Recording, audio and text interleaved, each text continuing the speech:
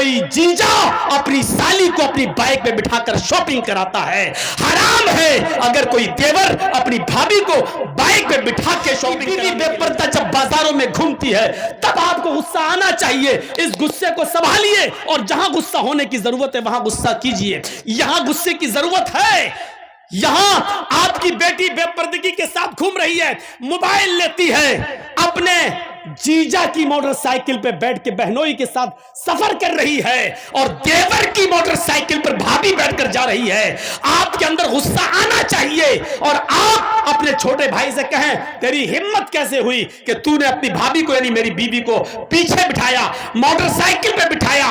اور ایک سسر کو اپنے داماد پر غصہ آنا چاہیے کہ تو نے اپنی بیوی کو چھوڑ کر میری دوسری بیٹی جو تیری سالی ہے وہ تیری موٹر سائیکل پہ بیٹھ کے بازار یا اسکول کیوں گئی ہے. اس غصے کو سنبھالیے اور اس غصے کی ضرورت ہے یہاں پیش کرنے کی. آپ اس غصے کو پروان چڑھائیے.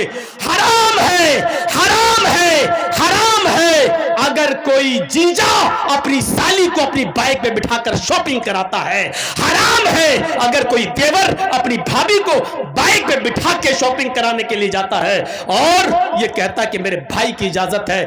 شریعت بھائی کی اجازت کے باوجود بھی بھابھی کو اپنے ساتھ لے جانے کی اجازت نہیں دیتی ہے. شریعت سسر کی اجازت کے باوجود بھی، بیوی کی اجازت کے باوجود بھی بیوی کی بہن کو اپنے ساتھ جانے کی اجازت نہیں دیتی ہے. شریعت شریعت ہے، نہ تیری بیوی کا قانون چلے گا نہ تیرے باپ کا قانون چلے گا. یہاں قانون چلے گا تو فاطمہ کے باپ کا قانون چلے گا. اگر مسلمان ہو تو فاطمہ کے باپ کے قانون کو مانو، اپنی بیوی کے باپ کا اور اپنی بیوی کا قانون نہیں. شریعت شریعت ہے، کسی کے باپ کی جاگیر نہیں ہے.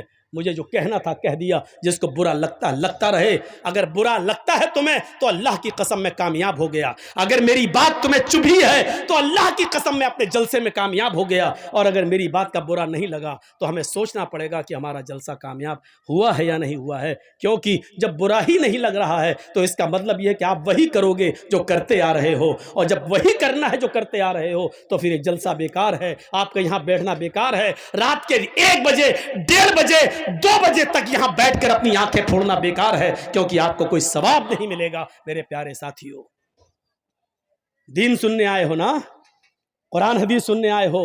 اس قرآن و حدیث کی ایک بات یہ بھی ہے اور گرہ باندھو، اِنَّا عَذَابًا یوم القیامتی، اِنَّ اشد عذابًا یوم القیامتی المصورون. یہ یاد کریے. اور جتنے لوگوں کے موبائل مولانا جرجیز کی طرف لگے ہوئے ہیں سنیں، ان اشد الناس عذابا یوم القیامت المصورون. قیامت کے دن سب سے سخت عذاب، سب سے خطرناک عذاب اس آدمی کو دیا جائے گا جو دنیا میں تصویریں کھینچتا ہوگا، جو دنیا میں سیلفیاں لیتا ہوگا، جو دنیا میں ایک اپنے موبائل سے، اپنے موبائل کے کیمروں سے کسی مولوی کی تصویر لیتا ہوگا یا کسی کی بھی فوٹو کھینچتا ہوگا. اِنَّا أَشَدَّ النَّاسِ عَذَابًا. میں حدیث پڑھ رہا ہوں، مسلم شریف کی حدیث پڑھ رہا ہوں.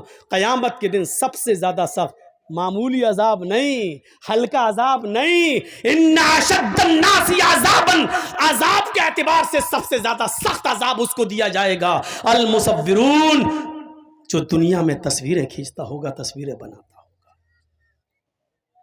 کھینچو، آؤ.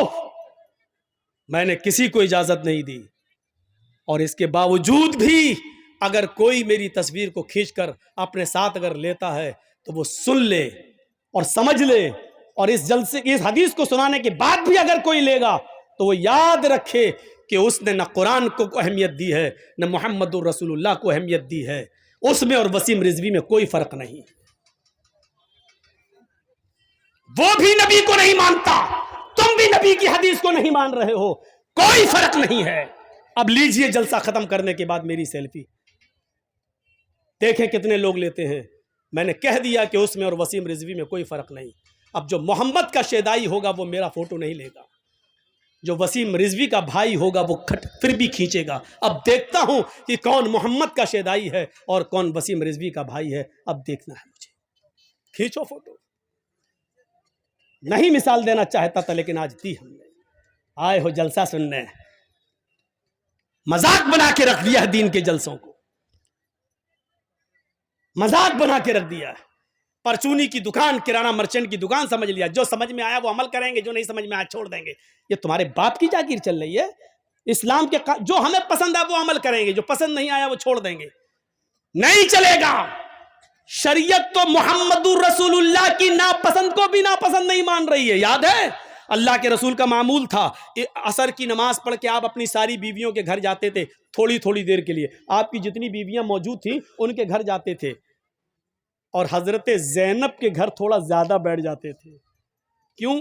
کہ کسی جگہ کچھ ملتا نہیں تھا. اور زینب کیا کرتی تھیں, جو آپ کی بیوی تھی زینب بنت جہش, وہ کیا کرتی تھیں, ان کے پاس شہد تھا تو شہد کا شربت بنا کر اللہ کے نبی کو پلاتی تھی. تو بھوکے رہتے تھے, نہیں ملتا تھا.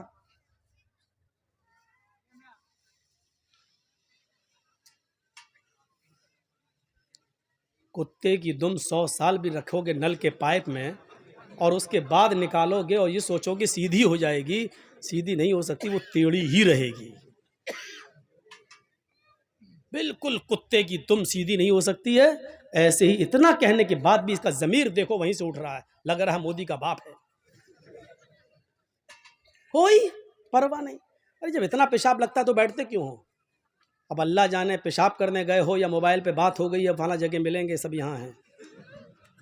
بیٹا جس اسکول میں تم پڑھتے ہو اس کا ہیڈ ماسٹر رہ چکا ہوں میں. جا کر دیکھ لو.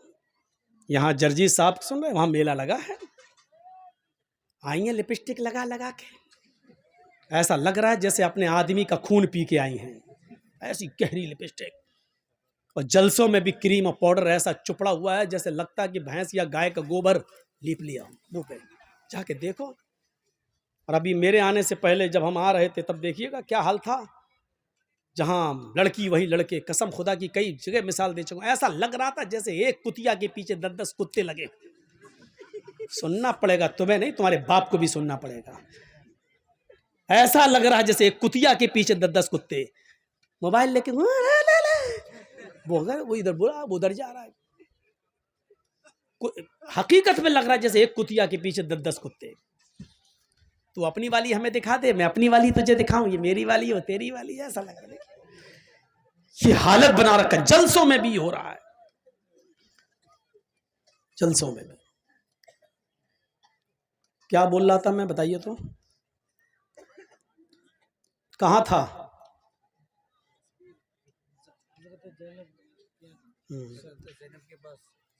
وہ کہہ رہا تصویر کی بات تو نکل گئی. اب حضرت زینب بنت جہش کے یہاں گئے, بھوکے رہتے تھے تو وہ کچھ شہد کا شربت بنا کر اللہ کے نبی صلی اللہ علیہ وسلم کو پلاتی تھی. تھوڑی دیر ہو جاتی تھی. جس کی کئی بیویاں ہوں تو بیویوں میں تو آپس میں ٹسن رہتی ہی ہے. اچھا ان کے یہاں زیادہ کیوں بیٹھ جاتے ہیں, ہمیں اتنا ٹائم کیوں نہیں دیتے ہیں؟ تو ساری بیویوں نے صلاح کر لی. کیا صلاح کی؟ کہ اللہ کے رسول جس کے پاس بھی جائیں گے, زینب کے گھر سے نکل کے جس کے بھی پاس جائیں گے, ساری بیویاں نبی کی یہ ایک ہی بات بولیں گے کہ آپ کے منہ سے تو مغافیر کی ایک پودا ہوتا ہے, مغافیر ایک جڑی بوٹی ہوتی ہے, اس کی بدبو آ رہی ہے آپ کے منہ سے. تو اب اللہ کے نبی زینب کے گھر سے نکلے, دوسری بیوی کے یہاں گئے, انہوں نے کہا اللہ کے نبی آپ کے منہ سے تو بدبو آ رہی ہے, بدبو کہاں سے آئے گی؟ پھر آپ دوسری بیوی کے پاس گئے, انہوں نے بھی کہا بدبو آ رہی ہے. جب ساری بیویاں ایک ہی بات کہیں گی تو دماغ تو قبول کر ہی لے گا نا کہ اس کا سبھی ایک ہی بات کہہ رہی ہیں تو اس کا مطلب بدبو. اور نبی اکرم کو بدبو سے سخت نفرت تھی. خوشبو بھی آپ اتنی لگاتے تھے کہ پسینہ بھی ٹپکتا تھا تو خوشبودار بن جاتا تھا. جس نبی کی حالت یہ ہو وہ بدبو کو کیسے پسند کرے؟ تو کہا کیا کھا کے آئے ہیں آپ زینب کے گھر سے؟ کہا شہد کا شربت پی کے آیا ہوں, اسی لیے بدبو آ رہی ہے. تو اللہ کے نبی نے کہہ دیا آج کے بعد شہد کو میں ہاتھ نہیں لگاؤں گا, شہد مجھ پر حرام, نہیں پیوں گا آج کے بعد, نہیں کھاؤں گا. تو شہد کو اللہ نے حلال کیا اور نبی نے کیا کہہ دیا, آج کے بعد میں شہد کو ہاتھ نہیں لگاؤں گا. غور کرو, تم اپنی مرضی سے جو چاہو پسند کر لو اور جو چاہو چھوڑ دو, وہ اسلام نہیں ہے. اللہ کے نبی نے شہد کو ناپسند کر دیا اور کیا کہا, آج کے بعد میں شہد کو نہیں پیوں گا, جاؤ شہد مجھ پہ حرام. فوراً آسمان سے جبرائیل وحی لے کر آ گئے اور کیا کہا, یا ایھا النبی لما تحرم ما احل اللہ لک, آئے محمد صلی اللہ علیہ وسلم، اللہ نے جس چیز کو آپ کے لیے حلال کیا ہے، آپ کون ہوتے ہیں اس کو حرام کرنے والے؟ لما تحرم ما احل اللہ لک، آپ نے اس چیز کو اپنے اوپر حرام کیوں کیا ہے جس کو اللہ نے حلال کیا؟ اس قرآن کی آیت سے آپ کو پتا چل رہا ہے کیا مطلب ہوا؟ اس کا مطلب یہ ہوا کہ اللہ کی طرف سے اگر کوئی چیز حلال ہے تو اس کو حرام کرنے کا اختیار اور حرام کرنے کا پاور محمد رسول اللہ کو بھی حاصل نہیں ہے، تو پھر ہمیں اور آپ کو یہ کیسے حاصل ہو جائے گا کہ ہمیں جو پسند ہو وہ عمل کر لیں اور جو چیز ہمیں پسند نہیں ہے اس پر ہم عمل نہ کریں؟ جو چیز میری مرضی کے مطابق ہو اس کو ہم مان لیں اور جو چیز میری مرضی کے مطابق نہ ہو اس کو ہم چھوڑ دیں؟ یہ کیسے ہو سکتا ہے جب نبی اپنی مرضی کے خلاف شہد کو حرام نہیں کر سکتے اپنے اوپر؟ جب نبی کو یہ پاور حاصل نہیں ہے تو تمہیں یہ پاور اور ہمیں یہ پاور کس نے دے دیا ہے؟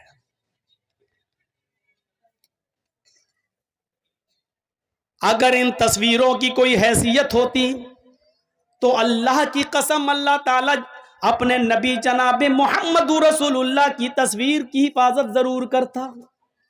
لیکن دیکھ لو دنیا میں عیسائی بھی موجود ہیں، عیسائیوں کے پاس عیسیٰ کی تصویر موجود ہے، یہودیوں کے پاس موسیٰ کی تصویر موجود ہے، داؤدیوں کے پاس داؤد علیہ السلام کی تصویر موجود ہے، ابراہیم کو ماننے والوں کے پاس ابراہیم کی تصویر موجود ہے، سب نے ہندو بھائیوں کے پاس کرشن جی کی، رام چندر جی کی، شنکر جی کی، گنیش جی کی، ان کی تصویریں موجود ہیں۔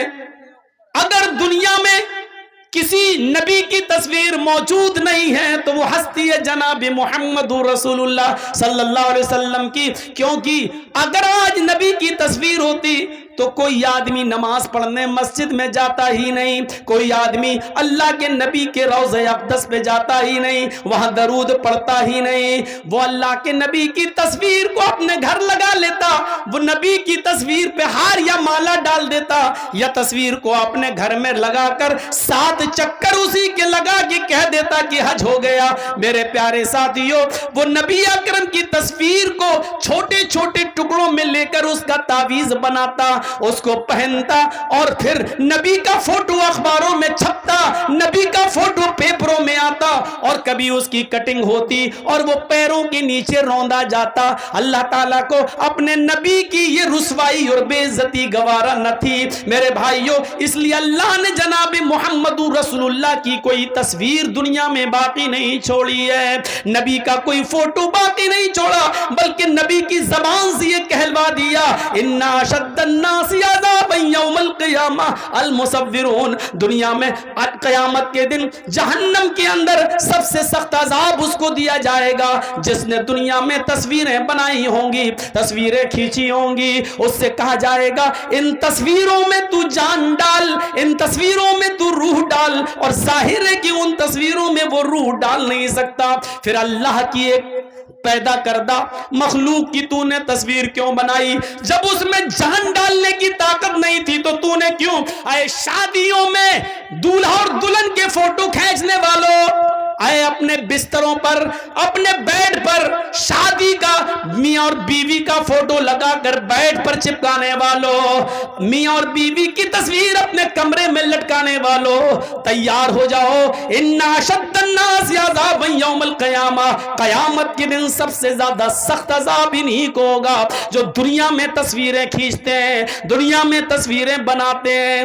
اور سب سے زیادہ سخت عذاب اُکِّلْتُ بِسَلْعُوتَ بِجَہَنَّمَ يَوْمَئِذٍ لَهَا، قیامت کے دن جہنم کھینچ کر لائی جائے گی، جہنم کے اندر 70,000 لگامیں پڑی ہوں گی اور جہنم کو کھینچ کر لایا جائے گا۔ جب جہنم کو کھینچ کر لایا جائے گا جہنم چیخ رہی ہوگی، اور سنو، ہاں سنو، قرآن سننے کے لیے بلایا، حدیث سننے کے لیے جرجیس کو دعوت دی تو سنو، ہاں سنو، جہنم جب کھینچ کر لائی جائے گی اللہ کہے گا اے جہنم کیا چاہتی ہے؟ جہنم چیخے گی اور کہے گی اُکِّلْتُ بِالثَّلَاثِ، اے اللہ میرے اندر 3 قسم کے لوگوں کو پہلے ڈال، 3 گناہگاروں کو میرے اندر پہلے ڈال۔ اللہ کہے گا اے جہنم بتا تیرے اندر 3 کون سے گناہگاروں کو ڈالو؟ سب سے پہلے وہ نام لے گی، اے اللہ عقوق الوالدین، ماں باپ کے ستانے والوں کو، ماں باپ کو رلانے والوں کو جہنم میں میرے اندر سب سے پہلے پھینک۔ دنیا میں جو اپنے ماں باپ کو ستایا کرتے تھے، ماں باپ کے ساتھ ظلم کرتے تھے، ماں باپ کو نظر انداز کرتے تھے، ماں باپ کو خون کے آنسو رلاتے تھے، پال پوس کر ماں باپ نے بڑا کیا، ان کو اذیت اور تکلیف دیتے تھے، ان کو تو جہنم کے